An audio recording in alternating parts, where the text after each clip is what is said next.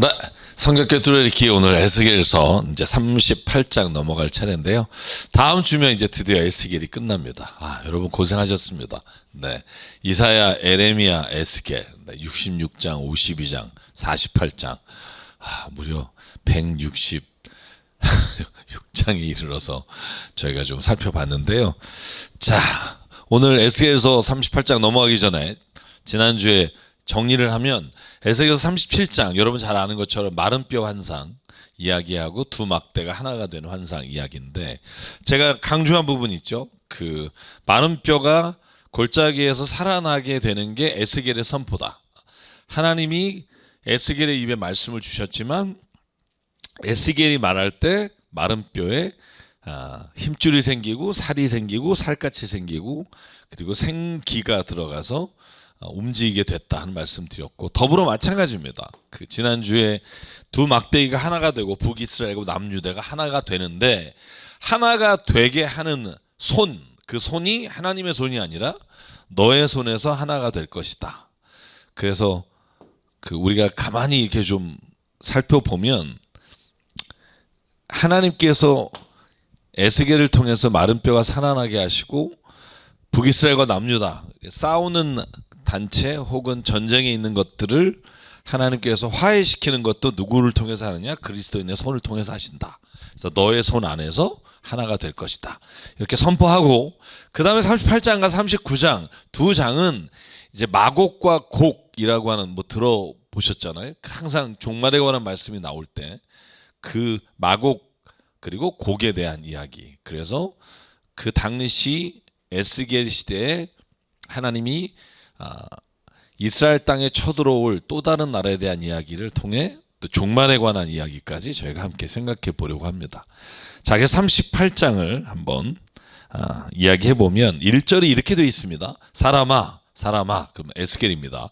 92번, 92번 나오는 말이죠. 사람아, 너는 마곡 땅 쪽으로 얼굴 돌리고, 그리고 로스와 메섹과 두발의 왕 곡을 규탄하여 예언하여라. 때로는 헷갈립니다. 왜냐하면 마곡이 나오고 곡이 나오고, 사실은 제가 하나 보여드릴게요.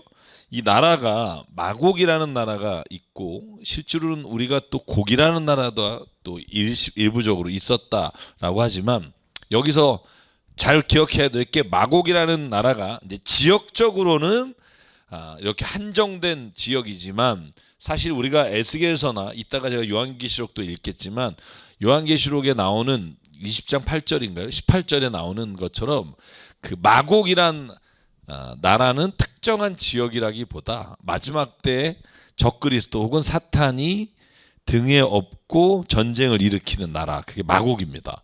그리고 마곡의 왕의 이름이 곡입니다. 그래서 마곡 그러면 제가 좀 보여드리면, 자, 마곡 그러면 어느 지역에 존재했던 특정한 나라고, 곡 그러면 마곡의 왕. 근데 세 나라가 나오죠. 보시면 얼굴을 돌리고 로스와 메섹과 두발의 왕 곡, 그러니까 한 나라가 아니라 연합군과 같은 의미를 가지고 있고요. 규탄하고 예언하여라. 그래서 뒤에 내용을 보면 이 로스와 메섹과 두발의 왕 곡이 하나님을 대적해서 회복된 이스라엘을 공격하러 간다는 거예요. 그런데 갈 때 무지막지하게 간다는 겁니다. 자, 보실래요? 내가 너를 대적한다. 왜? 너는 병력을 데리고 큰 방패와 작은 방패 들고, 그리고 어디로 가냐 하면 그 하나님께서 다시 산지에 세운 이스라엘의 나라에 쳐들어가서 거기를 전쟁으로 폐허로 만들려고 하는 거다. 그런데 하나님께서는 그걸 허락하지 않으신다는 내용이에요. 한번 좀 읽어보면 이런 겁니다. 너는 네개로 집결된 온 군대와 함께 만반의 준비를 하고 그들을 잘 지휘하여라. 여러분, 이게 칭찬하는 말이 아닙니다. 마곡한테 한번 네 해볼 대로 해봐라, 이런 얘기예요. 네가 만약에 진짜 그렇게 전쟁과 침략과 빼앗기 원하면 네 마음대로 해봐라. 네가 공격 명령을 받기까지는 오랫동안 기다리고 있어야 한다. 그런데 그게 언젠지는 모르지만, 그러나 오래 걸려 전쟁의 상처를 다시 산 나라 이스라엘이겠죠. 그러니까 지금 말하는 건 남유다와 이스라엘 하나가 된 나라겠고, 만약에 미래 종말론적으로 나중에 우리가 생각을 해보면 정말로 하나님께서 회복하시고 통치하시는 나라를 이 마국이 쳐들어가서 침략하게 될 거다. 지금 이 시대의 말씀으로 읽어보면 이스라엘 백성이 다시 세운 나라에 가서 너희가 전쟁을 시작하게 된다, 이런 얘기입니다. 자, 나라는 보여드렸고요. 자, 요한계시록 20장에 똑같은 말이 나옵니다. 8절 9절에 자, 첫째 부활에 참여하는 사람은 복이 있고 거룩합니다. 그리고 둘째, 사망이 아무런 세력도 부리지 못합니다. 이 사람들은 하나님과 그리스도의 제사장이 되어 1000년 동안 그와 함께 다스릴 겁니다. 천년 왕국이죠. 그리고 1000년이 지난 후에 어떤 일이 일어나느냐, 사탄이 옥에 풀려나서 그래서 땅의 사방에 있는 민족들 곧 곡과 마곡을 미혹하려고 나갈 것입니다. 자, 여기는 마치 곡과 마곡이 둘 다 나라같이 보이지만 에스겔서를 참고하면 마곡이란 나라가 있고 곡은 다스리는 왕이다. 자, 그래서 그들이 전쟁을 하려고 사람을 모아서 그리고 모래알 같이 많은 자가 쳐들어올 거다. 그리고 성도들의 진과 하나님께 사랑하신 도시를 둘러싸고 하늘에서 불이 내려와 그들을 삼켜버렸다. 그 말은 뭐냐면 쳐들어가서 침략하려고 했지만 그러나 하늘에서 불이 내려와 그들이 망하게 된다. 똑같은 얘기입니다. 그래서 마곡과 곡이 쳐들어가지만 결국 하나님께서 그들을 멸망시킨다는 얘기를 이제 38, 39장 굉장히 길게 설명을 하지만 단순하게 요약하면 그렇게 요약할 수 있고요. 좀 더 볼까요? 자, 9절부터 볼게요. 자, 네가 쳐들어 올라갈 때 그때 너와 너의 모든 군대와 그리고 함께한 나라의 연합군이 폭풍처럼 올라가서 그 땅을 덮어버릴 거다. 그리고 혼자 속으로 11절에 이렇게 생각할 거다. 성벽이 없이 사는 마을로 쳐들어가겠다고, 평안히 살고 있는 저 평화로운 사람들에게 쳐들어가겠다고 마음을 먹고 너희가 물건을 약탈하며 노력하겠다고 악한 생각을 품게 될 것이다. 제가 여기 앞에 좀 기록한 게 뭐냐면 마곡과 곡은 그러니까 어떤 지역이 아니라 저와 여러분도 언제나 악한 생각, 잘 보실래요? 너희가 악한 생각을 하게 되면 그 악한 생각을 하고 침략하거나 빼앗는 사람들이 곧 마곡이다, 이렇게 표현할 수 있습니다. 그러니까 물건을 약탈하고 노력하겠다는 나쁜 생각, 악한 생각을 품는 게 마곡의 행동이라면 오늘날 저와 여러분이 하나님의 뜻이 아니라 악한 생각을 가지고 이런 전쟁과 침략을 해나간다면 그것이 곧 마곡이 될 수 있다. 그래서 여러분 보시면 이렇게 되어 있습니다. 13절, 스바와 드단과 스페인의 상인들과 젊은 용사들이 너를 비난할 것이다. 그러니까 마곡을 향해서 그들의 침략을 모든 나라가 비난할 것이다.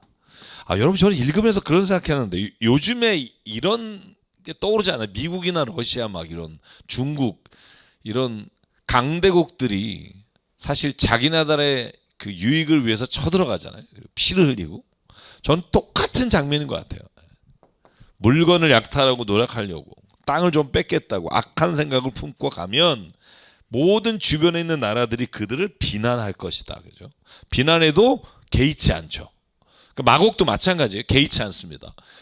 주변에서 아무리 뭐라고 비난을 해도 자기네들이 워낙 강력하기 때문에 쳐들어가요.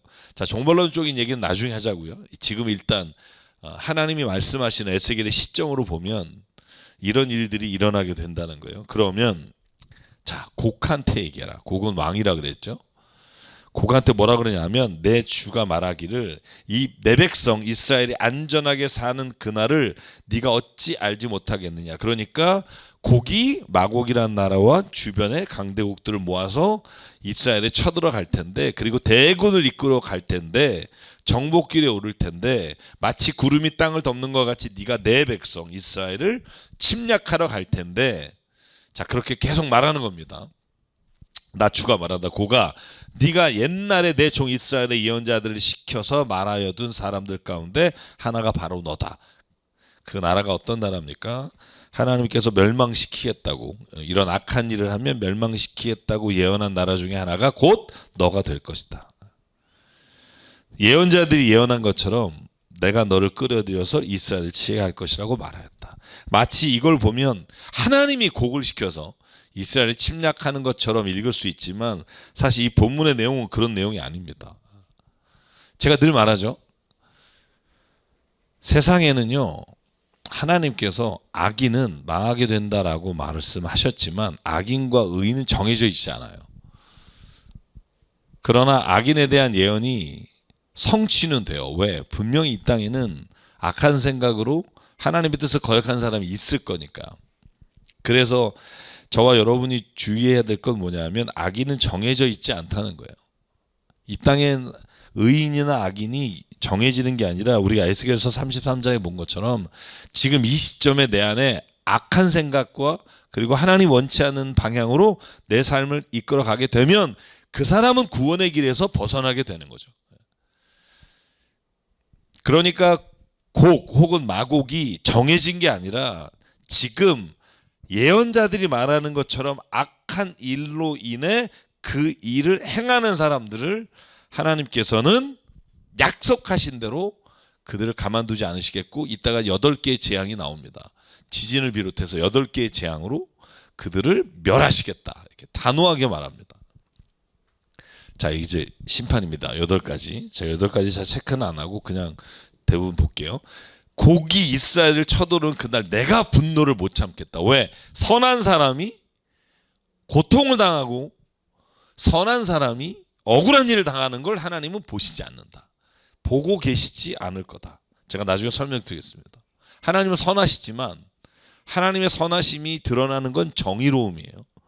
그래서 그 정의로움을 하나님이 이루시려면 심판하실 수밖에 없다. 이건 뭐 명약관화합니다. 그래서 어떻게 경로하시느냐? 지진이 일어날 거고. 그래서 바다의 물고기와 공진의 새와 들의 짐승과 땅에 기어다니는 모든 벌레와 땅 위에 있는 모든 사람들이 내 앞에서 떨리게 될 것이다. 모든 성벽이 무너질 것이다. 그 다음에 내가 곡을 칠 칼을 내 모든 산에서 불러드리겠다. 그리고 특별히 하나님의 말이다. 칼을 든 자가 저희끼리 죽일 것이다. 저는 이게 정말 오늘날에도 이렇게 일어날 겁니다. 여러분 세계 제1차 세계대전과 2차 세계대전이 주변 병방에서 일어났나요? 아니요. 강대국끼리 붙었어요. 왜? 욕심이 부딪히면 싸움이 일어납니다. 그죠? 뭐 독일, 이태리, 이쪽은 또 미국, 뭐 영국, 그죠? 연합군들. 정말 재미있는 거, 그죠? 러시아가 연합군에 붙었다가 지금은 또 소위 말하는 공산주의 국가에서 지금은 또 러시아라고 하는 또 공산주의라고 부르기도 뭐하고 막 애매한 그죠? 독재 국가라고 하는 게 맞겠죠. 자, 어쨌든 하나님께서는 그들끼리 죽게 하실 것이고 그 다음에 22절 내가 전염병을 내릴 것이고 피 비린내 나는 일로 그들을 심판하겠다. 억수 같은 소나기와 돌덩이 같은 우박과 불과 유황이 쏟아지게 될 거다. 내가 이렇게 문민족이 보는 앞에서 내 위엄을 떨치고 나서 거룩함을 밝히 나타내면 그때야 비로소 그들이 내가 주인 줄 알 것이다. 내가 주인 줄 알 것이다. 52번 나온다고 말씀드렸습니다. 그러니까 계속 에스겔에서 말하는 건 이 모든 일을 하는 이유가 뭐냐? 내가 온 세상의 주인인 것을 알게 할 것이다. 자, 그래서 여러분 좀 결론 내면 이런 겁니다. 마곡과 곡의 침략은 이 당시의 말로 하면 바벨론 포로에서 돌아온 이스라엘 백성에 대한 탐욕의 전쟁을 하는 나라들일 겁니다. 누가 있을까요? 바벨론 이후에 이스라엘에 쳐들어와서 이 나라를 황폐하게 만든 나라들이 많죠. 대표적인 나라가 대제국 중에 여러분 그 안티파네스 4세가 어디 출신이죠? 알렉산더 대왕 마케도니아에서 그죠? 쳐들어와서 나중에는 막 성전 안에 신상을 자기네들이 세우고 막 이러잖아요. 그죠? 그 다음에 로마겠죠. 그죠? 결국 마케도니아하고 그리스는 같은 나라라고 취급이 되잖아요. 그리고 나서 로마가 쳐들어오죠. 그러니까 여러분 저는 이런 예언들이 1차적으로는 바벨론 이후에 이스라엘이 회복된 자리에 쳐들어와서 그들을 괴롭히고 그들을 침략하고 죽였던 그 나라들을 말할 겁니다. 그래서 그런 탐욕으로 말미암아 벌어지는 전쟁에서 하나님이 단호하게 벌을 내리시겠다는 거예요. 제가 요즘 다니엘서를 타자를 쓰고 있는데 제가 못 보던 거를 1장부터 5장까지 본 게 뭐냐면 바벨로니아가 왜 멸망했을까? 여러분 바벨로니아의 느부갓네살과 벨사살 이야기를 읽어보면 하나님이 느부갓네살이 하나님이 허락한 것보다 훨씬 더 독하고 악하게 이스라엘 백성을 향해서 추악한 일과 악한 일을 행했다는 것들을 알게 돼요. 그러니까 하나님이 때로는 바벨로니아나 고레스 왕의 페르시아를 사용해서 하나님이 마음이 아프지만 하나님의 그 말씀을 떠난 자들에 대해서 때로는 침략과 멸망을 하지만 결국 그 나라들이 다시 멸망하는 이유는 하나님께서 허락하신 범위를 넘어서서 잔혹한 일을 행했기 때문이에요. 여러분 그래서 다니엘서에 보면 3장 4장의 그 이야기 기억나시나요? 느부갓네살 왕이 왜 수염 기르고 7년 동안 왜 산에 올라가서 왜 그 미친 정신 나간 그래서 왜 머리가 돌아버리는 이야기를 꿈을 해몽해 하라고 막 그죠? 아무도 못하니까 다니엘이 해몽해 주잖아요. 근데 그렇게 되는 이유를 다니엘이 설명할 때 그렇게 말해요. 왕이 너무나 악하게 너무나 하나님의 뜻과 상관없이 행한 일 때문에 이런 일을 당하게 될 겁니다. 그랬더니 여러분 재밌잖아요. 그 말을 듣고 하사를 하잖아요. 그죠? 어쨌든 하여간 그래서 이건 그 당시 이야기고 그런데 이걸 종말론적인 이야기로 읽으면 요한계시록 20장에 나오는 말씀으로 읽으면 하나님께서는 종말에 사탄이 그죠? 적그리스도가 마지막에 하나님의 백성들에게 전쟁을 일으키고 침략하고 죽이려고 올 텐데 근데 그 마지막 종말론적인 전쟁에서 하나님은 반드시 그들을 꺾으시고 승리하게 하시겠다는 약속의 말씀입니다. 그래서 성경 읽을 때 두 가지 좀 분리할 수 있으면 좋겠다. 그죠? 이 본문을 자꾸 막 종말에만 갖다 들이대면 사실은 이 당시에 말씀을 듣는 사람에게는 이 말씀이 어떤 의미인지 알 수 없기 때문에 그래서 종말에 나타난 하나님의 심판은 이와 같은 일을 경험해 보면 하나님은 정의가 승리하게 하시고 하나님의 백성이 또 하나님을 믿는 사람이 이기게 하신다라는 거죠. 자, 그래서 39장 넘어갑니다. 39장에 보면 너 사람아 곡을 규탄하여 예언하여라. 그죠? 자, 곡에게 앞에서는 야 너네 하고 싶은 대로 해봐. 근데 하나님이 이렇게 너희를 막으실 거야. 멸망하실 거야. 그런데 또 규탄해라. 나주 하나님 말한다. 너 로스와 메섹과 두발의 왕 고가 내가 너를 대적한다. 그리고 나서 내가 너를 돌려 세우고 그리고 네 왼손에서 활을 쳐버리고 오른손에서는 화살을 떨어뜨려 버리니까 모든 무기를 다 멸절시켜 버릴 거고 너는 너의 모든 군대와 너와 함께한 연합군과 함께 이스라엘 산지에서 쓰러져 죽을 것이다. 그죠? 다 죽을 것이다. 6절 마곡과 여러 성에서 섬에서 평안히 사는 사람들에게 불을 보내겠다. 그때야 비로소 그들이 내가 주인 줄 알리라. 여러분 하나님이요 선을 행하시고 사랑하실 때 하나님이 하나님 되심을 드러내지만 그러나 때로는 악을 심판하실 때 하나님이 하나님의 되심이 드러납니다. 좀 이따 정리하도록 하고요. 자, 그래서 어떻게 멸망시키는지가 자세하게 나옵니다. 자, 7절 너 사람아 내가 내 백성 내가 나의 백성 이스라엘 가운데 내 거룩한 이름을 알려주어서 내 거룩한 이름이 다시는 더럽혀지지 않게 하겠다. 자, 그래서 무슨 약속을 하냐면 그때는 이스라엘 성읍에서 주민이 바깥으로 나가 벌어진 무기들 땔감으로 죽을 거다. 다시 말하면 마곡이 쳐들어와서 그들이 모든 악을 행하다가 지진과 그리고 모든 우박과 불과 유황 가운데 다 죽게 되면 그들이 들고 왔던 무기들이 다 땔감이 되겠다는 거예요. 그러니까 너희가 밖에 나가면 노력하지 않아도 땔감을 얻을 수 있게 될 거다. 넉넉하게 쓸 수 있다. 그리고 그 무기들을 땔감으로 쓰기 때문에 들에 나가서 나무를 주우지 않아도 된다. 그 정도로 하나님은 그들을 심판하실 것이다. 그래서 그날에는 이스라엘 땅 사해 동쪽 아바림 골짜기에 고개 무덤을 만들어 주겠다. 여러분 이게 개정개혁에는 아바림이라는 말이 없습니다. 자, 제가 보면 개정개혁에는 뭐라고 나오냐면 여기부터 읽을게요. 아바림이 아니라 동쪽 사람이 통행하는 골짜기라고 나와 있는데 거기 아바림 산이 있어요. 그래서 세번역에서는 아바림 산에 있는 아바림 골짜기가 아마 그 말하고 있는 동쪽의 골짜기일 거다. 왜냐하면 그래서 여기에 뭐라고 나와요? 사회의 동쪽 아바림 골짜기라고 나오죠. 그래서 여러분 두 개 성경 읽으면 헷갈리지 마시고 그래서 아바림 산의 골짜기로 볼 수 있기 때문에 아바림산의 골짜기로 표기하고, 그리고 이 산이 어떻게 될 거다? 그 이름이 바뀔 거다. 어떻게 바뀔 거다?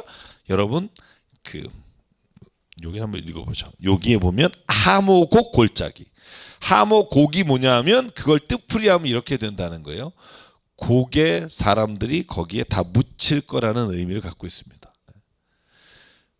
자, 이렇게 제가 읽어드릴게요.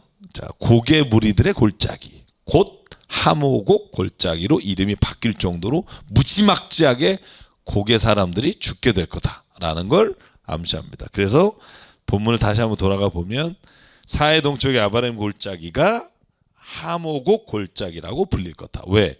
그 많은 사람들이 거기에 죽음을 당하기 때문에 그렇게 될 거다. 그래서 하나님은 곡을 물리치시고 그리고 이스라엘을 회복하실 거다.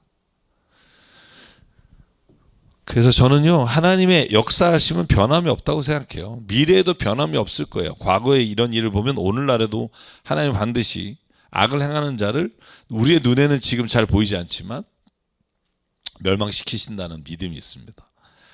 그래서 선을 행할 수 있는 거고요. 자, 그래서 한번 볼게요. 자, 이스라엘 족속이 그들의 시체를 거두어서 묻어서 땅을 깨끗하게 하는 데는 7달이 걸릴 거다.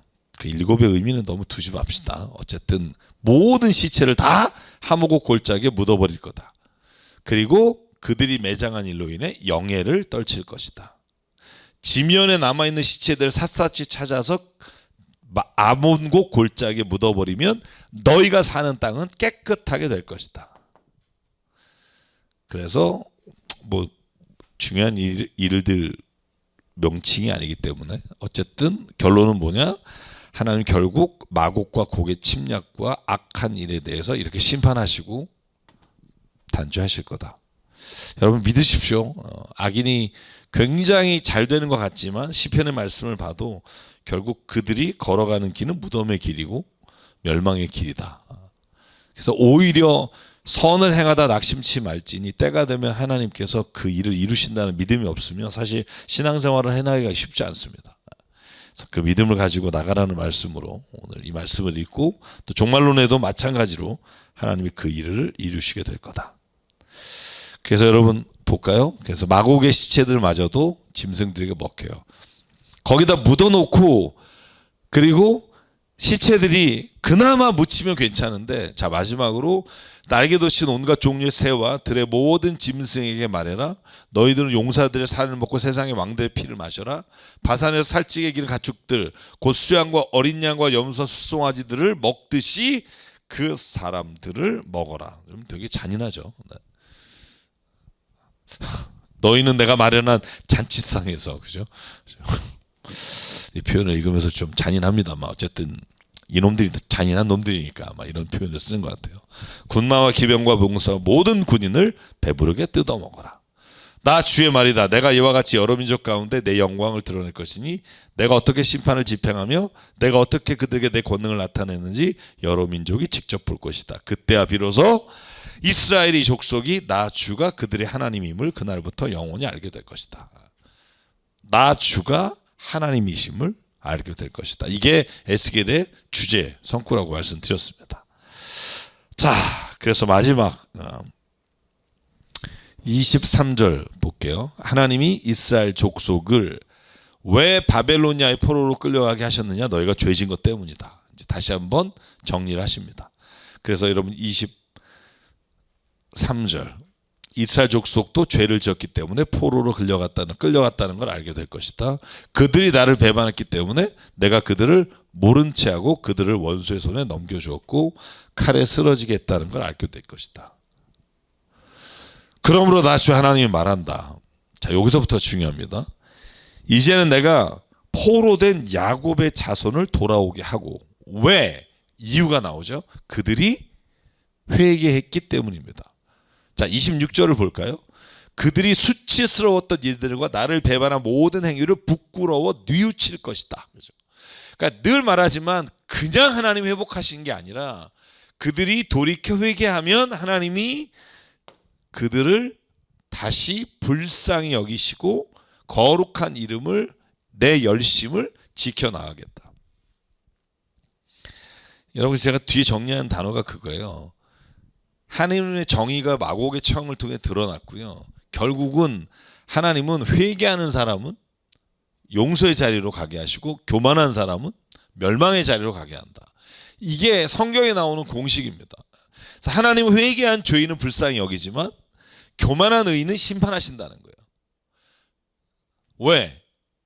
제가 늘 말하잖아요. 하나님이 얘가 교만해서 기분 나빠. 그래서 하나님이 멸망시키는 게 아니라 교만해서 하나님의 뜻을 무시하기 때문이고 하나님을 믿지 않기 때문이고, 그래서 하나님을 믿지 않고 하나님의 구원의 길에 자기가 안 가는 거예요. 그러나 회개하는 자는 하나님이 옳으시다, 하나님이 선하시다, 하나님이 나의 구원자 되심을 믿고 그분에게 그분의 정하신 길을 가기를 원하기 때문에 하나님이 구원의 길로 열어주신다는 거죠. 자, 그래서 저는 모든 성경의 원칙은 딱 정해져 있다, 그죠? 하나님은 회개한 자를 용서하시고 교만하여 하나님을 믿지 않는 자를 구원하실 수가 없다. 구원 안 하시는 게 아니다. 구원하실 수가 없다. 그 말 좀 기억했으면 좋겠어요. 그때야 비로소 문민족이 나 주 이스라엘의 하나님이 이스라엘 여러 민족에게 표로가 되게 잡혀가게 하셨으나 그들을 고국 땅으로 다시 모으고 그들 가운데 한 사람도 다른 나라에 남아있지 않게 한 줄을 알 것이다. 내가 이스라엘 족속에게 영을 부어주었으니 내가 그들을 다시 외면하지 않겠다. 나 주 하나님의 말이다. 자, 이렇게 39장이 끝납니다. 자, 그래서 여러분 마곡과 곡은 모든 시대에 있는 나라들입니다. 악을 행하고 침략하고 빼앗고 하나님이 하지 말라는 일을 하고 하나님의 백성들, 다시 말하면 그리스도인들, 주님을 따르는 사람, 하나님을 믿는 사람들을 해하려고 하는 자들이 항상 있다. 네, 하나님은 그들을 외면치 않으시고 다시 그들을 구원해 주신다. 이게 39장까지의 이야기입니다. 자, 제가 여기서 좀 정리한 게 그겁니다. 하나님은 선하시고요, 공의로우신 분입니다. 이 둘은 우리의 생각으로는 모순이 되는 것 같아요. 아니, 선하신 사람이 왜 악한 사람들에겐 저렇게 모질게 하시나? 근데 여러분 잘 생각해 보시면 정의가 없는 선은요, 제가 여기다가 정리했어요. 정의가 없는 선은요, 악의 수단으로 쓰일 수 있어요. 왜냐하면 좋은 게 좋은 거지. 그러나 그 안에 가장 깊은 악이 있을 수 있다는 거예요. 여러분, 선이 될 수 있는 건 악이 심판을 받을 수 있을 때 선이 돼요. 왜냐하면 선이 악을 이길 수 있으나 끝까지 악으로 저항하는 자는 심판하지 않고서는 선이 될 수가 없어요. 그런데 반대로 선이 없는 정의는 악으로 변질된다는 거죠. 그래서 하나님에게는 선하심과 정의가 함께 있어요. 그래서 하나님이 공평으로 다스리시지만, 선하게 다스리시지만 그 선하심이 드러나기 위해 악을 응징하시고 심판하시는 하나님이 아니시면 그 선이 세상 가운데 드러나거나 세상에서 존중받을 수 없다는 거죠. 저는 그래서 하나님의 선하심과 공의로움은 분리될 수 없다. 하나님 안에서는 오히려 이것이 모순이 아니라 하나 된다. 왜? 우리는 선과 정의를 행할 때 우리의 기준과 내 생각과 내 유익에 따라서 심판하거나 아니면 선을 베풀어요. 근데 왜 하나님 안에서 이 둘이 모순이 없냐면, 하나님은 자기의 개인적인, 하나님이 개인이라가 좀 우습긴 합니다만, 어떤 편견에 의해서가 아니라 모든 것을 다 아시고 모든 것을 다 행하실 수 있는 분이기 때문에 그분 안에서는 선하심과 공의로움이 모순되지 않는다는 거예요. 제가 딸이나 사람들을 대할 때 내 선함과 공의로움은 때로는 차별이 있을 수 있잖아요, 그죠? 하나님의 선하심과 공의로움은 차별이 없다는 거예요. 왜? 그는 사람이 아니심으로 번개치 않으시며, 그죠? 마음이 왔다 갔다 하지 않으시고, 그리고 모든 것을 아시기 때문에 하나님 안에서만 선하심과 공의로우심이 하나가 될 수 있다. 그래서 모든 심판은 하나님께 맡겨라. 이게 성경이 말하는 거예요. 만약에 저에게 심판을 맡기면 저는요, 제 마음에 드는 놈하고 안 드는 놈을 약간 이렇게 나도 모르게 구별할 수밖에 없고, 나도 모르게 선입견을 가지고 대할 수 있지만, 하나님은 그러지 않으신다. 이게 하나님의 선하심과 공의로우심이 우리에게 문제가 되지 않는 이유입니다. 그래서 저는 하나님이 사랑과 정의가 선하심과 공의로움이 하나가 되시는 분이 하나님이시다라는 걸 믿습니다. 자, 그럼 이제 40장 넘어갈 텐데 오늘 40장은요. 48장까지 그냥 쭉 하나님이 예스겔에 보여주신 성전의 환상입니다. 굉장히 길어요. 제가 이거 장절로 이거 하는 것만도 지금 한 2시간 걸린 것 같아요. 이거 막 장절 따다가 막. 그리고 막 어떻게 설명하려고 막 했는데 안 하기로 했어요. 그냥 그림만 보여주고 끝낼래요. 제가 읽으면서도 뭔 말인지 하나도 모르겠어요. 자, 한번 읽어볼게요. 자, 하나님께서 그를 끌고 성전을 보여주시는 장면만 볼게요. 자, 우리가 사로잡힌 지 25회. 사로잡힌 게 몇 년이죠? 에스겔이 BC 597년, 그죠? 다니엘이 BC 605년, 그죠? 갈그미스 전투에서 요시아가 죽은 다음에 605년에 바벨론이 느부갓네살이 와서 첫 번째 끌고 가고 두 번째 북이스라엘을 멸망시킬 때, 그때 여러분 겨우 남유다는 멸망을 면하지만, 그러나 그 이후에 계속해서 고난을 당하다가, 그리고 에스겔이 또 끌려갈 때 포로로 두 번째 끌려가고요. 그리고 나서 여러분 오늘 그 이후에 25년, 그러면 BC 597년에서 25년을 빼면 몇 년이 되죠? 572년이 됩니다. 네. 그리고 성이 항납된 성이 항납이 언제 되죠? 586년. 그때부터 14년째. 그래서 572년이라고 나와 있는 데도 있고 573년이라고 나와 있는 데도 있고, 제가 늘 말하지만 이스라엘이 사역하는 그 달력과 우리가 쓰는 달력의 차이가 있기 때문에 저는 차이들이 있을 수 있다고 생각하고요. 자, 그때 하나님이 자기를 끌고 가요. 어디에서 에스겔이 또 끌려가지 한번? 그발강가에서 여러분 뭐 4개 얼굴을 보여주신 다음에 8장에 가면 하나님이 예스겔을 데리고 성전에 데려가서 성전에 얼마나 우상신을 섬기는지, 제사장들이 타락했는지, 동쪽의 신에게 제사 드리는지를 보여주신 장면이 있잖아요. 똑같아요. 에스겔에게 하나님의 권능이 임해서 이스라엘 땅으로 데려가요. 그래서 산 위에 가서 거기서 땅을 바라보게 하시면서 보여주시는 형상입니다. 그러니까 이스라엘 땅에 이르러 나를 매우 높은 산 위에 내려놓으시고 거기에서 나무로 향하는 성읍 형상 같은 것이 있더라. 여기에 놋같이 빛난 사람 하나가, 놋같이 빛나는 사람과 뒤에 가면 이게 하나님이 보내신 하나님의 사자, 천사라는 걸 알 수 있고, 그 뒤에 가면 또 여호와라고 나오는데 저는 천사라고 번역하는 게 뭐 여기서 가장 맞다고 생각하고요. 자, 그 사람이 나타나서 뭐를 해요? 인자야, 내가 너에게 보이는 그것을 눈으로 보고 귀로 듣고 마음으로 생각해라. 그게 뭐냐 하면 하나님이 다시 세울 성전이에요. 하나님이 이렇게 성전을 세우시겠다고 보여주십니다. 제가 솔로몬의 성전과 에스겔의 성전을 비교한 것만 제가 말씀을 드릴게요. 자, 그래서 에스겔이 포로로 잡혀온 지 25년, 예루살렘 성전 무너진 지 14년. 자, 40장부터 48장에 나오는 예루살렘 성전은 지어지지 않은 성전입니다. 그냥 환상만 보여준 성전이에요. 그 다음에 세워진 성전은 헤롯 성전입니다. 헤롯 성전은 에스겔 성전이 아닙니다. 그러니까 우리가 요 에스겔이 보여준 환상의 성전은 종말의 때 성전이라고 기억하는 게 맞고, 요한계시록에 하나님이 위로부터 내려온 예루살렘 성전이라고 하는 것과 아마 일치하지 않나, 좀 차이는 있습니다만 디테일에선 설명을 드릴게요. 자, 그래서 이 환상이 앞에 39장까지는 조금 다른 이야기 같지만 결국 에스겔의 결론은 하나님의 회복이 있기 때문에 성전에 대한 환상이 오늘 여기에 주어지고 끝납니다. 47장 여러분이 잘 아시는 성전에 물이 차기 시작해서 그죠, 바다를 이루는 이야기, 그리고 48장에 가면 땅을 배분한 이야기로 마치게 됩니다. 자, 좀 볼게요. 이건 금방 볼 겁니다. 왜? 도대체 여러분 이걸 읽으면서 여러분이 뭔지를 하나도 모르실 건 뭐 제가 명약관화하기 때문에, 측량하는 장대와 그죠, 장대를 잡고 측량하기 시작합니다. 담을 측량이 두께가 한 장이요 높이는 한 장 되며 그가 동쪽을 향한 문에 이르러 층계를 올라 쭉 읽어볼게요. 문간에 문지기 방들이 있는데 각기 길이가 한 장이요, 너비가 한 장이요.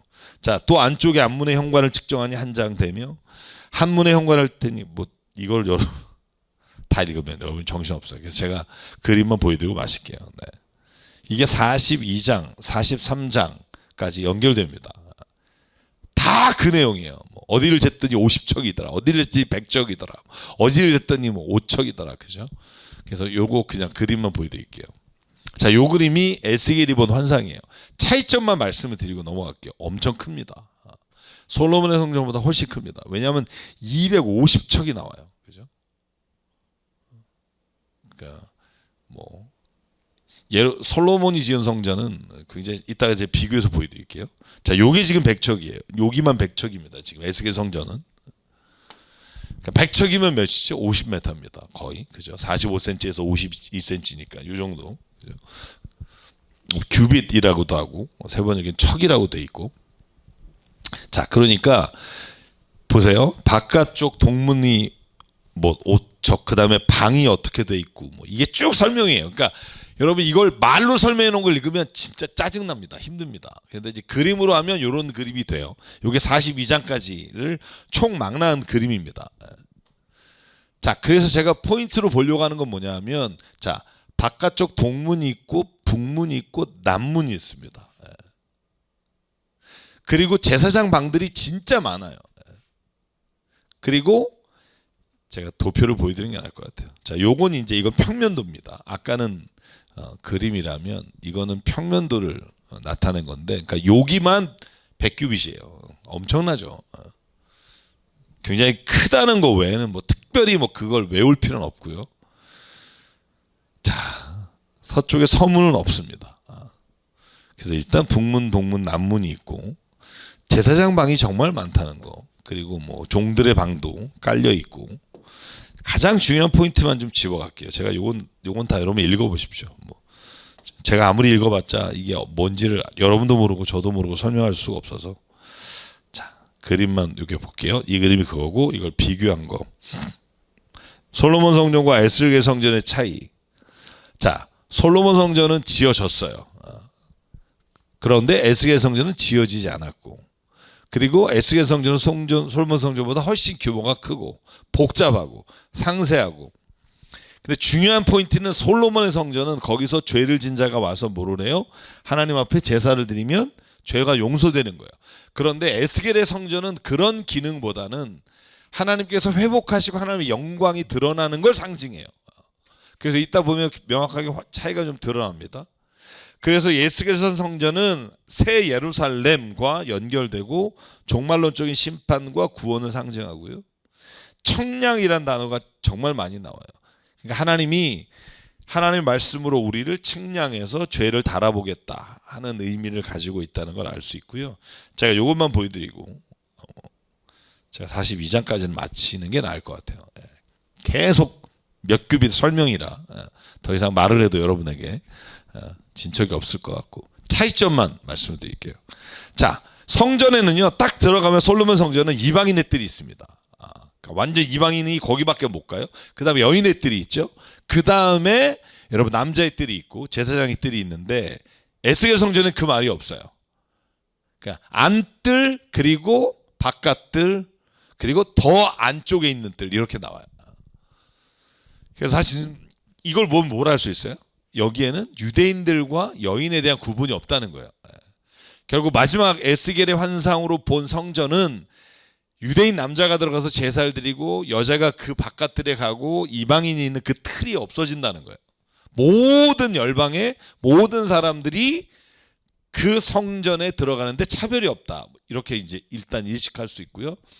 그다음에 두 번째 도표는 뭐냐 하면, 솔로몬 성전에는요, 죄와 속죄에 관한 이야기가 정말 많잖아요. 너희가 이렇게 죄를 지면 속죄제, 속건제를 드리는데, 화목제를 드리는데, 이렇게 쭉 그 솔로몬 성전에서 드려야 되는 제사 이야기가 나오지만, 에스겔에는 그런 이야기가 없고 오히려 하나님께서 어떻게 회복시키고 영광을 보여주시고 거기에 찬란한 빛을 보여주시고 하는 이야기가 나와요. 그러니까 더 이상 이 성전은 구원받은 자들에게 하나님께서 베푸시는 성전과 같은 의미를 가지고 있다. 그래서 제가 맨 마지막에 가장 중요한 것 중에 하나가 제가 그림 한 번만 보여드릴게요. 자, 에스겔의 성전에는요 번제단이 있어요. 근데 나머지는 하나도 없습니다. 그러니까 여러분, 우리가 번제단 앞에 뭐가 있죠? 물두멍이 있죠. 그죠? 물두멍에 손을 닦고 우리가 성막 안으로 들어가면 오른쪽에 여러분이 아시는 것처럼 정면에는 향단이 있어요. 그래서 항상 향을 피워야 되고, 오른쪽엔 진설병이 있고요, 왼쪽에는 금초대가 있잖아요. 그리고 그 안에 속죄소가 있고, 그 속죄소에는 여러분 잘 아는, 그죠? 우리가 보통 여호와의 말씀이 들어가 있는 법궤가 있고, 근데 예루살렘 성전에는요, 아까 보여드린 것처럼 그냥 법제단만 있습니다. 그 외에는 아무것도 없어요. 이게 뭘 의미할지는 나중에 43장 44장 넘어가면서 이야기를 나누도록 하고요. 제가 솔로몬과 헤롯 성전, 그죠? 에스겔 성전은 말씀드렸고, 비교할 수 있잖아요. 둘 다 지어졌기 때문에. 비교해 보면 헤롯 성전이 어마무시하게 큽니다. 절반도 되지 않아요, 솔로몬 성전이. 헤롯이 지은 게 어마무시합니다. 왜 그렇게 했을까? 여러분, 왕궁이나 이런 걸 크게 짓는 데는 다 이유가 있습니다. 별 볼 일 없는 애들이 크게 져요. 왜? 그걸로 자기의 왕권을 과시하기 위해서죠. 헤롯이 마찬가지잖아요. 헤롯은 유대인이 아닙니다. 유대인이 아닌데 유대인을 통치하는 왕이 됐어요. 로마에 이렇게 짝짝꿍해서. 자, 그러니까 얼마나 본인이 이런 위세를 드러내고 싶겠어요. 그래서 로마의 도움을 받아서 성전을 이렇게 짓습니다. 자, 그래서 오늘 41장, 42장까지는 여러분 계속 성전을 짓는 이야기고, 하나만 차별이 있는 게 있어서, 여러분 19절에 보면 여기 보실래요? 그 종려나무에 얼굴이 그려져 있는데, 그 얼굴이 하나는 사람의 얼굴이고 하나는 어린 사자 얼굴이에요. 여러분, 에스겔 1장에 나오는 4개의 얼굴이 있잖아요. 그죠? 사람의 얼굴, 사자의 얼굴, 그 다음에 독수리의 얼굴, 그 다음에 소의 얼굴이죠. 자, 그래서 이걸 제가 온 세상에 있는 모든 짐승과 인간을 통틀어서 이미지화했다라고 말씀드렸는데, 여기는 여러분 그 소나 그 독수리 얼굴이 안 나와요. 딱 요 두 이름만, 두 얼굴만 나옵니다. 그래서 이거에 대해서는 의견이 분분합니다만, 어쨌든 지혜와 힘의 상징이다. 사람이 지혜고, 그죠? 우리가 보통 사자를 힘이라고 말하는데, 힘과 지혜의 상징이다. 혹은 그래서 이게 예수 그리스도의 얼굴이다. 뭐 여러 가지 해석이 있습니다만, 일단 중요한 건 사람과 어린 사자의 얼굴만 여기에 그려져 있고, 그리고 나머지는 형상은 하나도 없습니다. 그렇게 쭉 성전을 짓는 이야기가 나옵니다. 그리고 또 하나는 제사장이 성전에서 일을 할 때 입는 옷과 그리고 평상시에 입는 옷을 반드시 구분해라. 그래서 자기가 하나님 수종 들었던 의복은 방에 두고, 그리고 다른 옷을 입고 백석의 뜰 곧 너희 일상생활에 나가라 하는 이야기고, 나머지는 다 또 동쪽을 향한 문을 지어라. 그래서 이제 42장까지는 제가 오늘 마치는 걸로 하고, 자, 다음 주에는 43장부터 48장 에스겔서를 끝내겠습니다. 여러분 잘 따라오셔서 다음 주에 에스겔 잘 마칠 수 있도록 하겠습니다. 오늘도 수고하셨습니다. 주님의 평강에 함께 하시기 바랍니다. 샬롬.